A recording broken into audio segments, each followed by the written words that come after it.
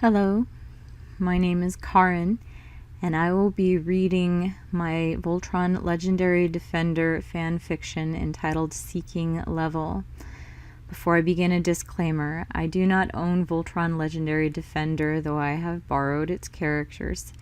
I am not being compensated in any way for the fiction or for this recording. Disclaimer number 2: I am not a professional anything, and this is not a professional recording. At some point you may hear my cat, a fan, a door, a car, a siren. I will not be editing these things out. I'm a mom of 3, and I am doing this in the middle of the night after they go to bed for my own amusement and because several people have asked me to do this. But I'm not going to do anything fancy. I'm just the amateur performance that you are about to receive. Seeking Level, Chapter 1. "Take my lion!"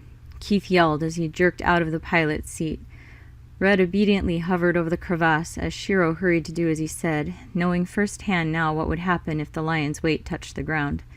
The black lion grabbed Red as a mother would take her cub by the scruff of the neck. Keith knew Shiro wasn't happy about what he was doing, which is why he hadn't bothered to ask opinions or permission. "Keith, what are you doing?" Pidge shouted through his helmet radio. But he wasn't thinking about what he was doing. Not really. "It's not safe! Wait!" No way. There was absolutely no time for anything complicated like a plan, like getting supplies, like sparing a thought for self-preservation, not one tiny second. He used the thrusters in his suit to soften the momentum of his drop from the lion. Even that slight pressure broke free several mounds of earth, sending mini avalanches down into the scar that was torn through this planet. And when he touched down, he immediately felt his footing break loose, but he was expecting that. He spread his arms and hit his thrusters, keeping himself surfing on the wake of the rock slide as it tumbled almost 1,000 feet down. "Keith!" His remaining teammates screamed as he disappeared from their sight. He had his teeth clenched in concentration, trying not to be swallowed by the rocks breaking free above him, trying not to fall and bury himself or have anything knock him unconscious, trying to make anything out in the swirling thickness of dust the slide had kicked up. He had to make it all the way down in one piece. He had to get down there and not need help to break free of any rubble. He had to get down there because Lance had fallen first. "Fine," he gritted out, leaning backward against the steepness of the fall, wincing as friction and uneven terrain began to wear doubt and fear into his head, mostly for Lance, who had fallen before they'd understood about this area. Lance, who had more than just his own wake to contend with, as Blue had crumbled into the crevasse too. Why had it held her weight just long enough for Lance to get out? If he'd stayed inside, he would have been fine. But he needed to get that closer look, had to leave the safety of his lion. And when he put his weight just there, just that spot, the whole cliff face had disintegrated. In the case of snow, a victim buried in an avalanche has about 15 minutes of oxygen. 15 minutes before their chances of survival drop by a huge, irreconcilable percentage. Keith couldn't wait or plan, so he just jumped. Because, as Allura had succinctly put it, the Red Paladin relies mostly on instinct. Let the others, hovering without touching the ground for fear of causing more trouble, let them come up with something for getting them back to the surface. He only had 15 minutes to find Lance. He saw Blue first when he finally reached the bottom, which wasn't a surprise, but even she was hard to pick out through the dust haze. She lay on her side, covered in dirt, rocks, and debris. He didn't waste time going to her. She couldn't help him find Lance. She actually didn't look like she was capable of any function. The best she could do was give him a reference point. "Lance!" he shouted as he skidded to a stop, running closer to Blue as things settled behind him to avoid being knocked out or down by anything he'd knocked loose. "Where are you?" "Lance!" "Keith!" Pidge again, amazingly sounding relieved and worried at the same time. "What's down there? What's happening?" "Don't talk to me," Keith ordered. "Call to Lance." He switched off his helmet radio so he couldn't hear anything but what was right near him and began to scan the disaster at the bottom of the canyon. The dust of his arrival and the direction of the light made it hard to see anything. How long did he have left? Where did he start? He stood still, removing his helmet completely, grateful for the oxygen that existed on this planet, how closely it resembled the Earth he grew up on, reminding himself that patience yielded focus, even when his minutes were so precious. He listened, straining to catch any sound, stifling the urge to cough and clear his throat. He needed to hear. He closed his eyes, turning in a circle, then smiled. He could hear them. Shiro, Hunk, and Pidge. Their voices were faint, coming from a helmet speaker, but not his. He turned his off. These sounds were from Lance's helmet. Keith pivoted to the sound, farther away from Blue than he'd imagined. He scanned the rubble and zeroed in on the patch of white standing out dramatically obvious now. It was also obvious that it had fallen off Lance's head. It was half buried. Keith went to it anyway. It seemed to be the best place to start. "Lance!" he called over and over, not even registering that he was doing it anymore, seeing his hands pawing at the dirt, tearing away the rocks, pushing in as deep as possible to see if he could locate a foot, a hand, anything, but seeing them as though they weren't part of him. He had to move faster. Lance's helmet still screamed beside him as he ripped through the scree. His teammates grew louder, more desperate as the silence lengthened. His own hands delved more forcefully into the mounds brought down by the fall, cutting the palms, tearing the nails. "Lance!" "We've got to get down there," the helmet said, the voice distorted enough by electronics and distance that Keith couldn't identify who was talking. "No," another voice, probably Shiro. "Any more weight on the ground and we could bury them both. No, we need another plan." The sun, or whatever this planet called its light source, was moving on. Shadows deepened in the canyon, cooling it, making it harder and harder for Keith to spot Lance's uniform. He could barely feel his hands, but he could see they were bloody and slowing. Sweat dripped down his face, but he didn't pause to wipe his brow. He moved, pulled the rubble down, coughed, switched to another spot. How far from his helmet had Lance fallen? Or, a dark voice trembled, how deep? Wait. The shadows covered Blue. His teammates were quiet. His hands were still as he sat on his heels, panting. How much time had gone by? He felt himself shiver. The sweat he'd worked up earlier was working against him now that the dark was coming. It was cold down here.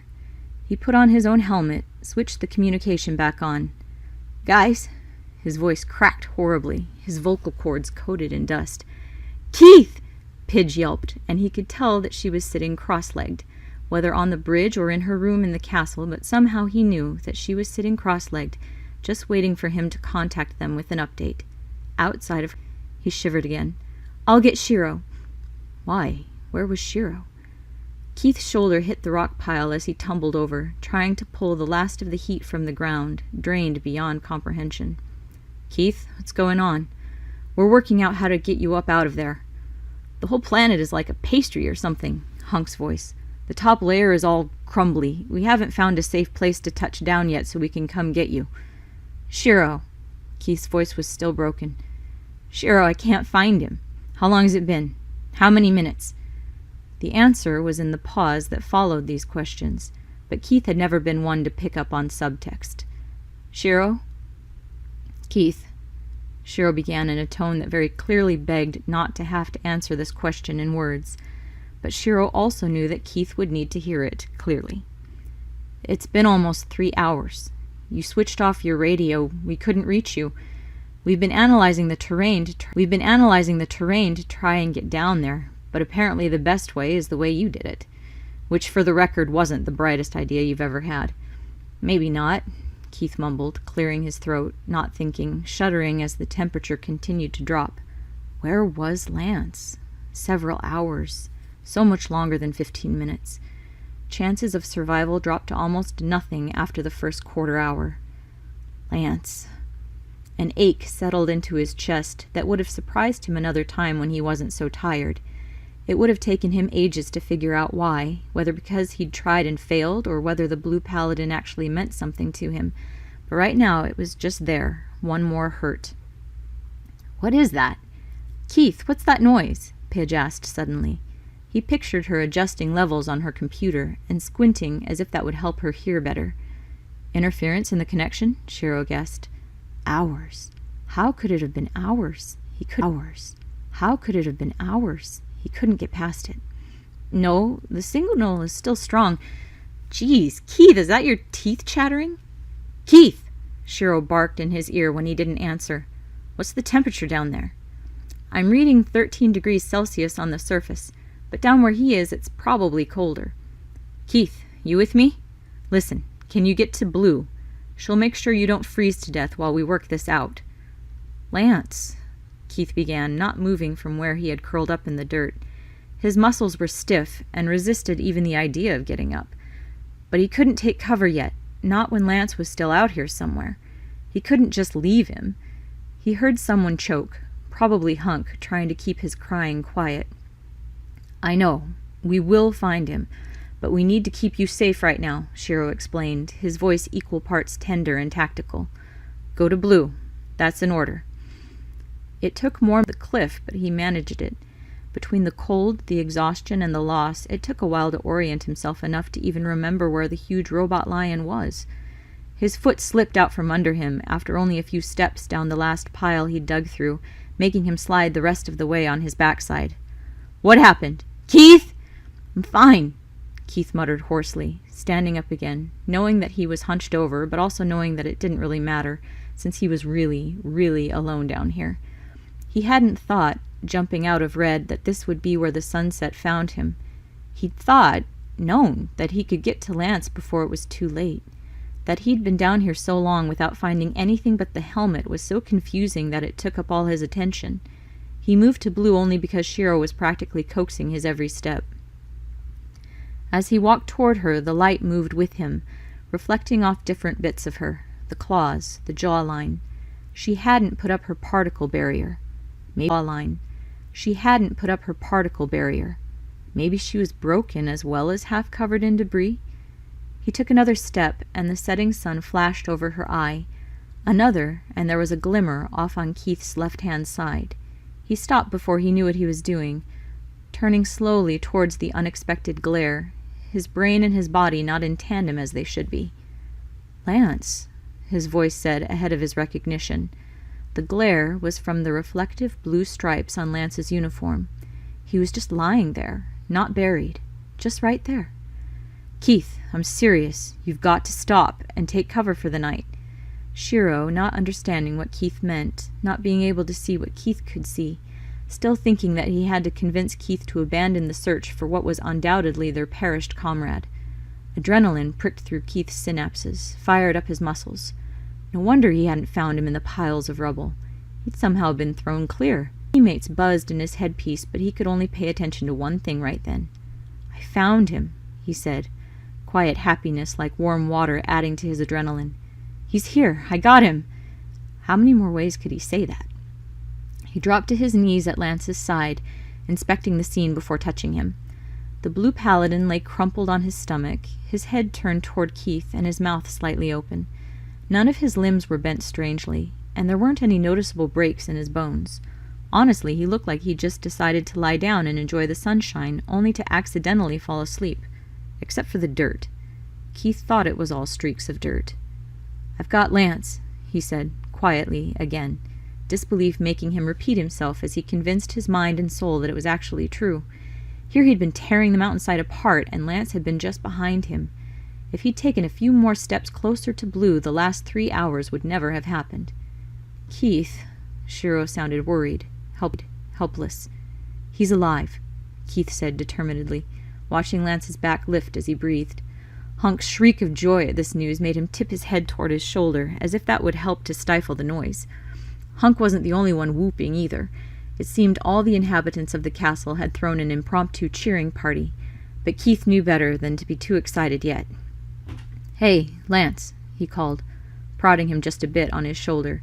He might not look injured, but the fact remained that he'd been knocked unconscious and stayed that way for several hours. That meant something was off. Wake up.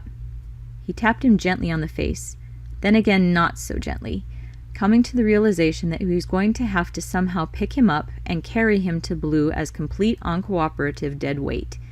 But considering where he'd just come from, walking toward the lion thinking that he was actually lost, he thought he could live with that. But how to do it without hurting either of them? "You're gonna make me carry you, huh?" Unresponsive teammate, feeling his limbs for unnoticed injuries as he did so. Maybe it would be better not to move him at all. Maybe they should just sit tight until Pidge and Hunk came up with something brilliant to get them back out of this fissure. Keith weighed his options. Should he try moving Lance at the risk of damaging him, or should they stay where they are and risk hypothermia? Keith shifted to Lance's head, crouching above him and taking it with both hands. Again, everything seemed sound. He turned Lance's face left and right, his fingertips laced at the place where the vertebrae are the most delicate. Nothing. "Where are you, Keith?" Shiro asked from wherever the castle rested, high above the atmosphere of the planet. "Are you in? Safe?" "Almost," Keith answered, equally grateful that his teammates were sort of with him, but getting annoyed that he had to keep narrating everything to them. Carefully, he pulled Lance to a sitting position, biting his lip uneasily as Lance's head dropped forward onto his chest. Next came a series of grunts and shoves as he clumsily tugged Lance up and over his shoulders, hunching forward at the strain. He straightened as much as he was able, finding his new center of gravity while balancing an extra human. He shifted his feet, finding it more difficult than he thought to get settled enough to actually walk. "Keith, you gotta move!" Pidge shouted at him, and he felt a pang of hostility toward her. She could talk, out of sight, clean, fed, and warm. This wasn't as easy as it looked. It was like the ground was moving underneath him. "Keith! Rock slide!" He twisted as much as possible without actually turning his body to look at Blue, and saw exactly what Pidge was screaming about. No way to know what had triggered it, but another huge piece of the mountain was coming down right on top of him, shaking the entire canyon with the force, rumbling hard enough that he could actually feel the sound. A boulder the size of Blue's paw barreled down, followed by a river of gravel. Keith staggered the first couple steps as he pushed the path as fast as he could with Lance on his back. He could barely see, the light very far gone now, and showers of dust pummeling him from every direction, and knew that any second he was going to twist an ankle off a rock or root or something. He couldn't fall, he couldn't slow, and he definitely couldn't stop. The roar of the slide was right behind him now, tearing down the cliff face. He could hear the booms of rocks, followed by haunting echoes as they crashed into Blue, lying there helpless on her side without her paladin. "Keith!" The other paladins clamored in his headset, fearful, panicked. He didn't have the time or attention to answer them. He had to focus and move. There was no clear path down here. Everything was at an angle. Every step was paved by the remains of previous slides. He held onto Lance's leg and wrist tightly, hating how his head was knocking against his bicep, his back. This couldn't be good for him, but it was better than staying where they were. "Keith! Keith, are you okay? Keith! Keith, are you okay? Come on, answer us!" And then the inevitable happened. Keith's foot slipped on a stone, wrenching his ankle down between where two rocks had settled together. He went down hard on one knee and then the opposite elbow, doing his best to protect Lance as he crashed to a stop. The Blue Paladin slipped from his hold, and Keith twisted up and around to cover him with his body, ready for the avalanche to come down on them, tightening his muscles as if that would help. But it didn't come.